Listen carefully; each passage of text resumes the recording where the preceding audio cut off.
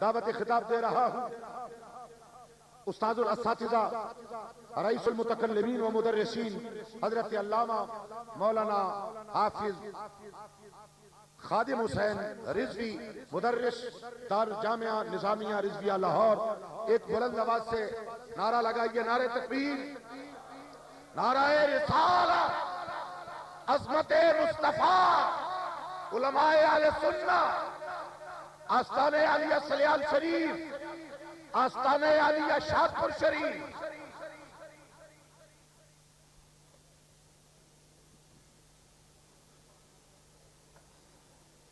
الحمد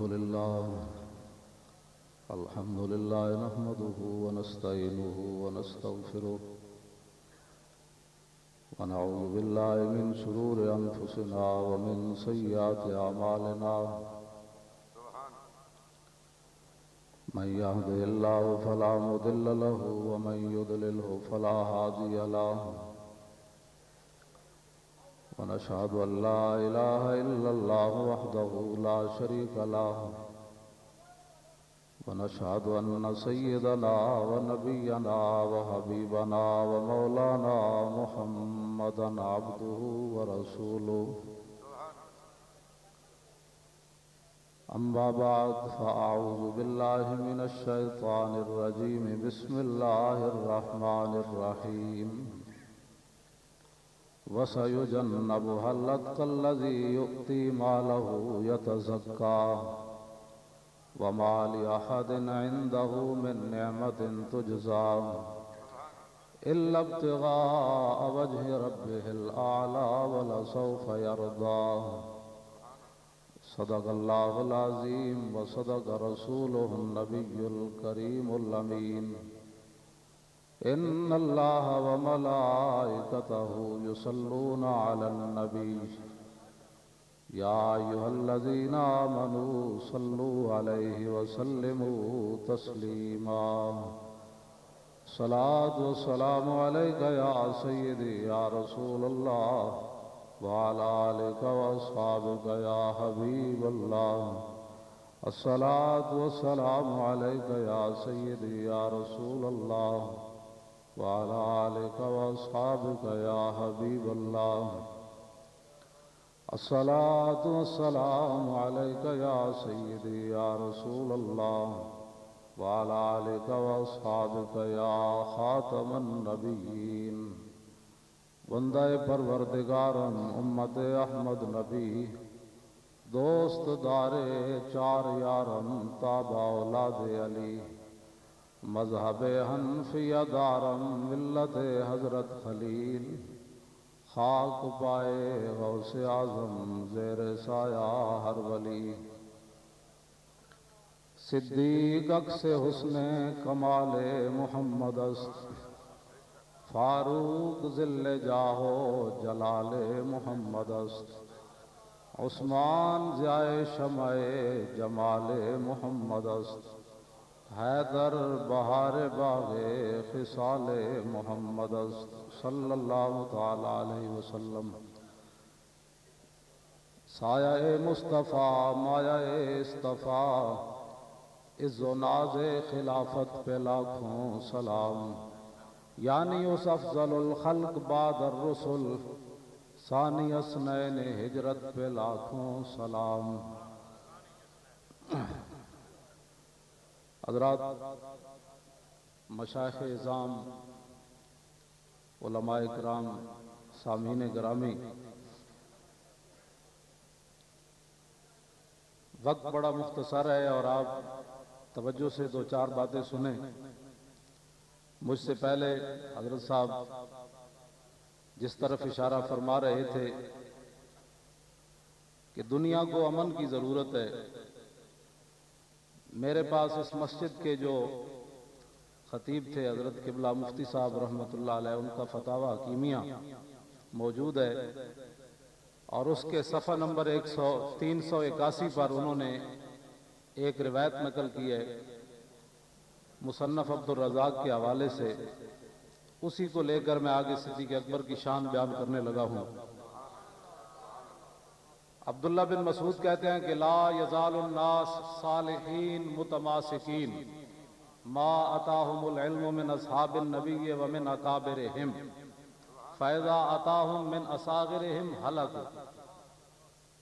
عبداللہ بن مسعود کہتے ہیں کہ حضور کی امت اس وقت تک حق پر رہے گی، نیک رہے گی، اسلام پر رہے گی، جب تک وہ اس علم پر عمل کریں گے جو ان کو صحابہ سے ملا اور اپنے بڑوں سے ملا۔ یہ سمجھ آ رہی بات آپ کو کہ حضور کی امت اس وقت تک حق پر رہے گی، نیک رہے گی، جب اس علم پر عمل کریں گے جو صحابہ سے ملا اور اپنے بڑوں سے جو انہیں ملا، اور جب اس علم پر چلنا شروع ہو جائے گی فَإِذَا آتَاهُم مِّنْ أَصَاغِرِهِمْ، جب وہ کیبلوں سے دین سیکھنا شروع کرے گی اور 4 رسالے پڑھ کر داڑھی منڈے کہیں گے کہ اس حدیث کا یہ مطلب ہے، اس حدیث کا یہ مطلب ہے، اس حدیث کا یہ مطلب ہے، یہ فلاں ہے، اس کو ایسے ہونا چاہیے۔ ایک کھلاڑی بیٹھ جائے گا، ایک ایم این اے بیٹھ جائے گا اور ان سے پوچھیں جی پردے کے بارے میں آپ کیا کہتے ہیں؟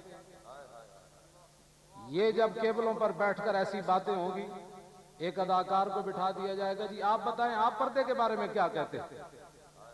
اب یہ علم جو ہے یہ کمینوں کی طرف سے آ رہا ہے، تو ہم اپنی 1400 سالہ تاریخ کو دریافت کر دیں۔ ہمارے بڑوں نے صدیق اکبر کے آگے میں بات کرنے لگا ہوں کہ آپ نے اپنے پہلے خطبے میں کیا ارشاد فرمایا؟ جب بڑے بڑے شیر اسلام کے پیچھے ہاتھ باندھ کر کھڑے ہیں تو اور کسی کو کیا جرأت ہے کہ وہ اسلام کے بارے میں بات کرے؟ تو فَإِذَا آتَاهُم مِّنْ أَصَاغِرِهِمْ، جب علم چھوٹوں کی طرف سے آنا شروع ہو جائے گا، جی فلاں یہ کہتا ہے، فلاں یہ کہتا ہے، تو عبداللہ بن مسعود یہ کہتے ہیں کہ ہلاکو، اس وقت حضور کی امت تباہ ہو جائے گی۔ اب میں صدیق اکبر کا پہلا خطبہ، جب آپ پہلے خلیفہ بنائے گئے، اور یہ بھی یاد رہے ابو داؤد شریف کی حدیث ہے، ایک صحابی کو حضور نے فرمایا جاؤ جا کر صدیق اکبر کہو نماز پڑھائیں۔ وہ باہر گئے تو صدیق اکبر موجود نہیں ہے، انہوں نے جا کے حضرت عمر کو کہہ دیا۔ جب حضرت عمر مصلی پر کھڑے ہوئے، نبی علیہ الصلوۃ والسلام اپنے بستر پر آرام فرما ہے، حضرت عمر کی آواز بلند ہے، جب قرات کی آواز اندر گئی تو حضور نے فرمایا کون امامت کرا رہا ہے؟ کہا جی عمر۔ نبی علیہ السلام اٹھ کر دروازے پر تشریف لائے اور فرمایا 3 بار فرمایا لا لا لا، صدیق کے ہوتے ہوئے اور کوئی نہیں امامت کرا سکتا، صدیق کے ہوتے ہوئے اور کوئی بندہ امامت نہیں کرا سکتا۔ جب صدیق کے ہوتے ہوئے کوئی اور بندہ امامت نہیں کرا سکتا تو پھر یہ کوئی آدمی تفریق کرے 1400 سال کے بعد کہ جناب صدیق اکبر کی خلافت بھی بلا فصل ہے، وہ سیاسی ہے، اور مولا علی کی خلافت بلا فصل ہے، روحانی ہے۔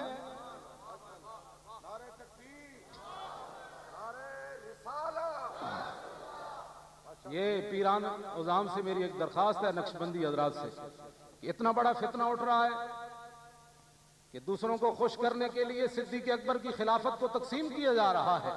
کہا جی سیاسی خلافت صدیق اکبر کی بلا فصل ہے اور روحانی خلافت مولا علی کی بلا فصل ہے۔ 1400 سال اہل سنت کا یہی عقیدہ ہے کہ چاہے سیاسی خلافت ہو چاہے روحانی ہو، صدیق اکبر کی خلافت بلا فصل ہے۔ ٹھیک ہے نا؟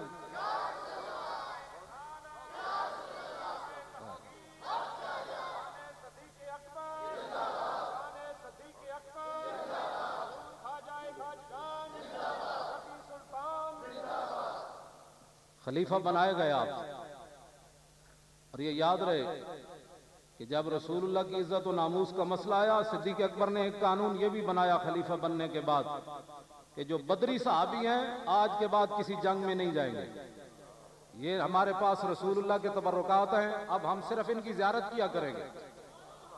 یہ صدیق ہے۔ اب بھائی یہ تبرکات آج کی بات تو نہیں ہے، یہ علم تو ہمیں صحابہ سے ملا ہے، یہ علم تو ہمیں صحابہ سے ملا ہے۔ فرمایا یہ رسول اللہ کے تبرکات ہیں، آج کے بعد یہ کسی جنگ میں نہیں جائیں گے۔ لیکن جب حضور کی عزت کا مسئلہ پیدا ہوا، سنو اے مسلمانہ تو کس طرف جا رہا ہے؟ صدیق اکبر نے اپنا بنایا ہوا قانون خود توڑا. پھر جب جنگ یمامہ میں مسلمہ کذاب آ گیا، اس نے کہا میں بھی نبی ہوں، تو صدیق اکبر نے اپنا بنایا ہوا قانون خود توڑا. فرمایا اب حضور کی عزت و ناموس کا مسئلہ ہے، اب بدری ہو یا غیر بدری ہو یمامہ میں پہنچے. یہ صدیق اکبر ہے.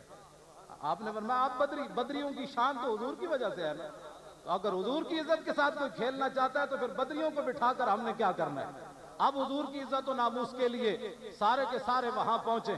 یہ ہے امت مسلمہ کا علم جو صحابہ سے ہمیں ملا ہے کہ جب حضور کی عزت کے بارے میں کوئی بات کرے تو پھر سارا کچھ قربان کر دینا ہے.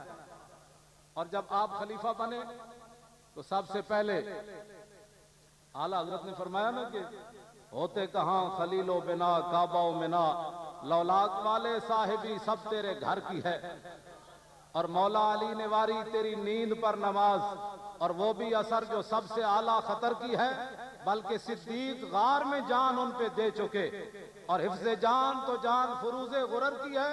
ہاں تو نے انہیں جان دی، انہیں پھیر دی نماز، پر وہ تو کر چکے تھے جو کرنی بشر کی ہے. اب سب دا نام سن کے لوگ پنڈ چھڑ جاندے. صدیق اکبر ہے ازل چو اللہ نے منتخب کیتا میرے حبیب نو با حفاظت مدینے پہنچانا صدیق اکبر دی ذمہ داری ہے.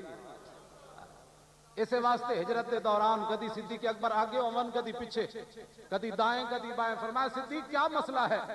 عرض کی حضور مجھے اپنا مسئلہ نہیں ہے، آپ کی ذات کا مسئلہ ہے.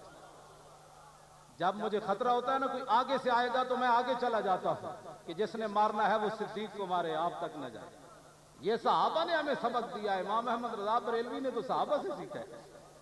اور غار پہ ڈنگ کھائے، حرکت بھی نہ کی. لم یتحرک مخافت ان ینتبہ رسول اللہ. صدیق اکبر حرکت بھی نہیں کرتے کہیں میرے آقا کی نیند میں خلل نہ آ جائے. اسی لیے اعلیٰ حضرت فرماتے ہیں بلکہ صدیق غار میں جان ان پہ دے چکے. فرمایا جان ان پہ دے چکے، اور حفظ جان تو جان فروز غرر کی ہے. ہاں تو نے انہیں جان دی. لعاب دہن لگایا. یہ کیوں نہیں ٹیبلوں پر بیان ہوتا حضور کی مثلیت کی باتیں کرنے والے؟ کیوں نہیں بات بیان کرتے کہ صدیق اکبر کو جب سانپ نے ڈنگ لگایا تو آپ نے لعاب دہن لگایا، اور صدیق اکبر کا وہ زہر کا اثر جو ہے وہ ختم ہو گیا. اعلیٰ حضرت کہتے ہیں ہاں تو نے انہیں جان دی، انہیں پھیر دی نماز، پر وہ تو کر چکے تھے جو کرنی بشر کی ہے. اور ثابت ہوا کہ جملہ فرائض فروع ہے. یہ ہے امام احمد رضا بریلوی. فرمایا ثابت ہوا کہ جملہ فرائض فروع ہے، اصل الاصول بندگی استاجور کی ہے. فرمایا سارے فرائض اپنی جگہ، لیکن سب سے بڑا فرض غلامی رسول ہے.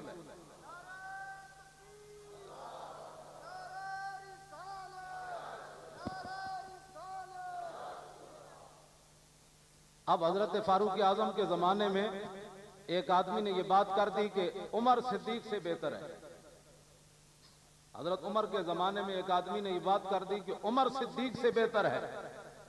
تو حضرت عمر نے مجمع بلایا اور بلا کر فرمایا میں نے سنا ہے کہ لوگ کہتے ہیں کہ عمر صدیق سے بہتر ہے. آپ نے فرمایا سنو، لیلۃ ابی بکر خیر من آل عمر. فرمایا عمر تو ایک طرف، عمر کا سارا خاندان ایک طرف، اس کی ساری نیکیاں ایک طرف، لیکن صدیق اکبر کی جو غار والی نیکی ہے وہ سب سے افضل ہے.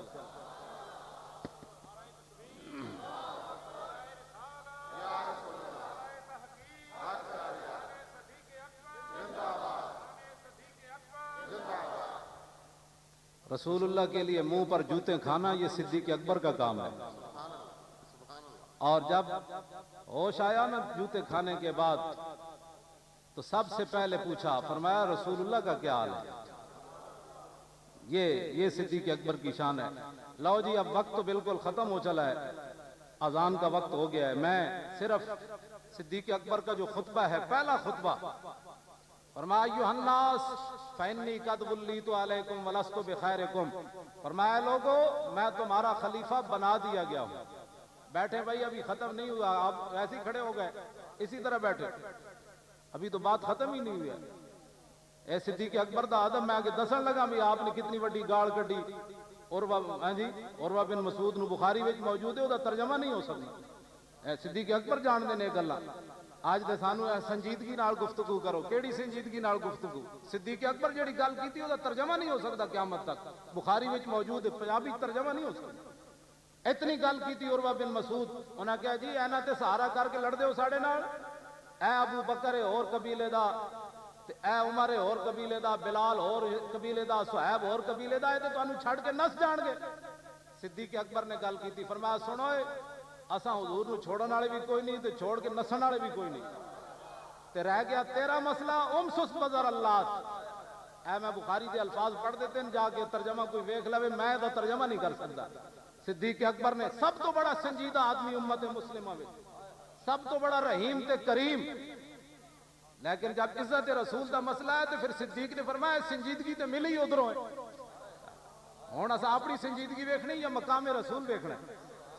یہ صدیق اکبر دی شان ہے. فرمایا لوگو میں خلیفہ بنا دیا گیا ہوں, بنا نہیں ہوں. آگے کیا فرمایا؟ فَإِنْ أَحْسَنْتُ فَأَعِينُونِي, یار جب میں چنگا کام کراں تو میری مدد کرنی. وَإِنْ أَسَأْتُ فَكَبِّمُونِي, فرمایا صدیق یہ غلط کام ہونا کوئی نہیں. محدث ابن عساکر نے روایت نقل کی تھی, انہاں کیا رب العالمین نے آسمان تے اے بات دا فیصلہ کر لیا کہ زمین تے صدیق غلطی نہیں کر سکتا. اے فیصلہ اے محدث ابن عساکر نے روایت نقل کی تھی شان صدیق اکبر. لیکن آپ نے چونکہ پہلا خطبہ دینا سی قیامت تک مسلمان حکمرانہ واسطے, تے فرمایا جے چنگا کام کراں تو میری مدد کرنی, جے کوئی غلطی ہو جائے تو میں نو سدھیاں کر دینا. جی آج دے حکمران کوئی صدیق اکبر دی تھی پیشاب نہ بھی کوئی نہیں رلدا. فرمایا کہ میں چنگا کام کراں تو میری مدد کرنی. تے آگے کی فرمایا؟ صدق امانت والکذب خیانت, فرمایا سچائی امانت ہے, جھوٹ بددیانتی ہے, اور والضعیف فیکم قوی عندی حتی ارجع الی حقہ انشاءاللہ تعالی. فرمایا جے تواڈے نزدیک جڑا کمزور ہے نا, صدیق نے نزدیک طاقتور ہے, یہاں تک کہ صدیق اس کا حق اس تک پہنچائے گا اگر اللہ کی مدد شامل ہوئی. اور والقوی فیکم ضعیف عندی حتی آخذ الحق منہ انشاءاللہ, جیڑا تواڈے نزدیک طاقتور ہے نا وہ صدیق کے نزدیک کمزور ہے, یہاں تک کہ میں اس سے حق چھین کر رہوں گا. مولانا نیازی اے پڑھنے تو بعد نا پھر شعر پڑھ دے ہوندے سے. مولانا دستار خان نیازی فرماندے سن, ضعیف اگر نظر پڑے رسول کا جمال بن, اور ظالم اگر آئے نظر کارے ذوالجلال بن. خدا کے آگے سر جھکا کہ سرکشوں کا سر جھکے, قضا ستم گروں کی ہو ستم زدوں کی ڈھال بن. یہ صدیق اکبر کے الفاظ پڑھنے کے بعد مولانا نیازی اس کا یہ ترجمہ کیا کرتے تھے کہ کمزور نظر آئے تو رسول کا جمال بن, اور ظالم نظر آئے تو پھر صدیق اکبر کی طرح کار ذوالجلال بن. اور آگے آپ نے کیا فرمایا؟ لا یدع قوم الجہاد فی سبیل اللہ الا خذلهم اللہ بالذل, فرمایا جو قوم جہاد فی سبیل اللہ چھوڑ دے گی اللہ اس کو ذلیل کر دے گا. ولا تشیع الفاحشۃ فی قوم الا عمهم اللہ بالبلاء, فرمایا جس قوم میں بے حیائی پھیل جائے گی, کیبل عام ہو جائے گی, بے حیائی عام ہو جائے گی. کل تک وہ قوم جو کھیلتی تھی ننگی شمشیروں کے ساتھ, آج فلمیں دیکھتی ہے اپنی ہمشیروں کے ساتھ. یہ صدیق اکبر نے اپنے پہلے خطبے میں فرمایا جس قوم میں بے حیائی پھیل جائے گی. بس جناب وآخر دعوانا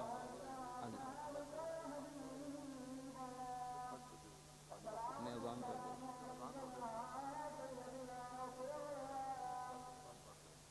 بے حیائی پھیل جائے گی. ولا تشیع الفاحشۃ فی قوم الا عمهم اللہ بالبلاء. صدیق اکبر فرماتے ہیں جس قوم میں بے حیائی پھیل جائے گی اللہ تعالیٰ اس قوم پر مصیبتیں اور بلائیں نازل کر دے گا. اگر امت مسلمہ آج بھی یہ چاہتی ہے کہ بلائیں ان سے دور ہوں تو صدیق اکبر کے اس فرمان پر عمل کریں. میں ملک شام گیا تو وہاں خالد بن ولید کا مزار ہے حمص میں, تو وہاں علامہ نبہان ایک گزرے ہیں, ان کے مرید تھے شیخ محمود الحوت. وہ کہنے لگے 1971 کی جب جنگ ہوئی اسرائیل کی عربوں کی اور عربوں کو شکست ہوئی تو میرے پیر علامہ نبہان خالد بن ولید کی قبر پر گئے. انہوں نے مجھے خود سنایا. یہ صدیق اکبر نے جو فرمایا نا اس کی میں تشریح کرنے لگا ہوں. تو علامہ نبہان خالد بن ولید کی قبر پر گئے اور جا کر مراقبہ کیا. انہوں نے کہا حضور آپ تو سیف من سیوف اللہ ہیں, بڑی بڑی جنگوں میں آپ حاضر ہوئے اور آپ کے جسم پر ایک بالش جگہ بھی نہ بچی, کہ جس پر تیر تلوار اور نیزے نہ لگے ہوں. آپ یہ بتائیں کہ عربوں کو شکست کیوں ہوئی ہے اسرائیل کے مقابلے میں؟ تو علامہ نبہان کہنے لگے کہ مجھے خالد بن ولید نے فرمایا مسلمانوں میں بے حیائی ہے اس لیے ان کو فتح نہیں ہو رہی. یہ صدیق اکبر نے ایسے نہیں بات فرما دی. ہاں فرمایا خالد بن ولید نے مجھے کہا کہ امت مسلمہ کو جاگو، خالد بن ولید کا پیغام سناؤ کہ اگر یہ فتح چاہتے ہیں تو بے حیائی اپنے اندر سے ختم کرو. یہ خالد بن ولید، یہ سارے صحابہ کا یہی مسئلہ ہے. اللہ عمہم اللہ بالبلا، جس قوم میں بے حیائی پھیل جائے گی اس قوم میں بیماریاں عام ہو جائیں گی. اسلام ہسپتال نہیں بناتا، یاد رکھو. اسلام یہو جہا معاشرہ دینا بیماری کوئی نہ ہو. ہسپتال دا تصور تے انگریزاں دیتا. ہاں جی صحابہ تو بیماری کوئی نہیں. حکیم صاحب مدینے پاک گئے، حکیم صاحب نے کہا جی میری تو دکانداری بند ہو گئی، تھوڑے صحابہ بیمار کیوں نہیں ہوندے؟ حضور نے فرمایا بھوک تو بغیر کھاندے ہی نہیں، جب بھوک باقی ہوندی ہاتھ کھچ لیندے. توجہ. اور آخر میں آپ نے بات یہ فرمائی آج ہر آدمی بے لگام ہے اور کیبلوں پر بیٹھ کر یہ ہمارے مشائخ اعظام کی ذمہ داری ہے کہ آنکھوں میں آنکھیں ڈال کر بات کرے. صدیق اکبر یہ مجددی بھی ہیں. ہاں جی یہ گردن نہ جھکی جس کی جہانگیر کے آگے. ہاں جی حاضر ہوا میں شیخ مجدد کی لحد پر، وہ خاک کے زیر فلک ہے مطلع انوار. اس خاک کے ذروں سے شرمندہ ستارے، اس خاک میں پوشیدہ ہے وہ صاحب اسرار. گردن نہ جھکی جس کی جہانگیر کے آگے، جس کے نفس گرم سے ہے گرمی احرار. وہ ہند میں سرمایہ ملت کا نگہباں، اللہ نے بر وقت کیا جس کو خبر. تو اس لیے یہ مجددی اور نقشبندی حضرات کی یہ بہت بڑی ذمہ داری ہے کہ آج جو کیبلوں پر دین کے خلاف کام ہو رہا ہے یہ بہت بڑی ایک سازش ہو رہی ہے. وہ دین اسلام کے ہر حدیث کو وہ کہتے ہیں یہ ضعیف ہے. اس کا یہ مطلب نہیں ہے. تو ہمیں بھی چاہیے کہ اسی طرح مجددی کردار ادا کریں. تم کون ہوتے ہو؟ صدیق اکبر کی آخری بات میں کہنے لگا ہوں. آپ نے جو ہمیں تعلیم دی وہ یہ ہے، فرمایا اطیعونی ما اطاعت اللہ ورسولہ. فرمایا صدیق کے پیچھے اس وقت تک چلنا ہے، ما بمانا ما دامہ کے ہے. علماء جانتے ہیں حکوم ما جلس الامیر. فرمایا اطیعونی ما اطاعت اللہ ورسولہ. صدیق کے پیچھے اس وقت تک چلنا ہے جب صدیق اللہ رسول کے پیچھے چلے. بدلے کا زمانہ لاکھ مگر قرآن نہیں بدلا جائے گا، ہے قول محمد قول خدا فرمان نہیں بدلا جائے گا. حالانکہ اگلا جملہ تو ہو نہیں سکتا، صدیق اکبر کی حفاظت ہے. اگلا آخری جملہ آپ نے فرمایا فَإِنْ عَصَيْتُ اللَّهَ وَرَسُولَهُ فَلَا طَاعَةَ لِي عَلَيْكُمْ. اگر صدیق اس راہ سے ہٹ جائے تو پھر میری اطاعت تم پر لازم نہیں ہے. یہ صدیق اکبر ہے. اور صدیق اکبر کی موت کا سبب کیا ہے؟ آخری باتیں میں چونکہ نماز کا ٹائم ہو گیا ہے، باتیں تو بڑی ہیں. محدث المستدرک للحاکم میں امام حاکم نے اس حدیث کو نقل کیا، کہا کانا سبب موت ابی بکر موت رسول اللہ. ہر ایک حضرت امام عبد الوہاب شعرانی نے لکھا ہے کہ صدیق اکبر جب گفتگو کرتے تھے تو منہ سے بھونے ہوئے گوشت کی بو آیا کرتی تھی. تو صحابہ نے کہا بھئی آپ مسواک نہیں کرتے، منہ کی صفائی نہیں کرتے، تو آپ کے منہ سے تو بھونے ہوئے گوشت کی بو آتی ہے. آپ نے فرمایا یار یہ راز تھا، لیکن اب راز تم اس کو جو ہے وہ فاش کرنا چاہتے ہو تو صدیق بیان کر دیتا ہے. فرمایا جب نبی علیہ السلام ظاہری دنیا سے تشریف لے گئے، حضرت عمر نے تلوار اٹھا لی، صحابہ رونے شروع ہو گئے، صحابہ کے رنگ سرمے جیسے ہو گئے. میں نہیں رویا، جو میں رو پڑتا تو مجھے کون خاموش کراتا. میں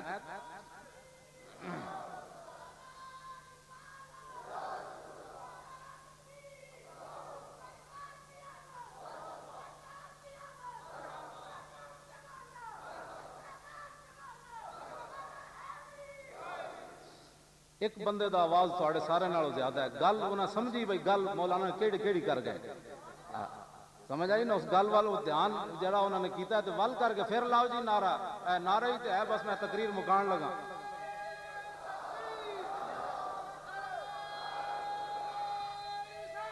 یا رسول اللہ.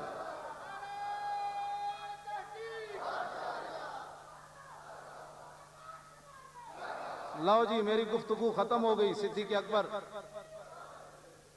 صحابہ نے کہا کہ بھئی آپ کے منہ سے بو آتی ہے. فرمایا یار سب نے رو کر اپنے دل کی بڑاس نکالی، صدیق اندر ہی اندر اپنے دل کو جلا بیٹھا ہے. سمجھ اب المستدرک للحاکم امام حاکم حدیث کیا نقل کرتے ہیں؟ کہتے ہیں کانا سبب موت ابی بکر موت رسول اللہ. صدیق اکبر کی موت کا سبب حضور کا ظاہری دنیا سے جانا ہے. وہ کیسے؟ ما زال جسمہ یجری، حضور کے فراق میں صدیق اکبر کا جسم پگھلتا رہا، جس طرح برف پگھلتی ہے. جب وہ برف پگھل گیا جسم تو حتی ماتا، صدیق اکبر دنیا سے تشریف لے گئے. اللہ تعالیٰ، اقبال کہتا ہے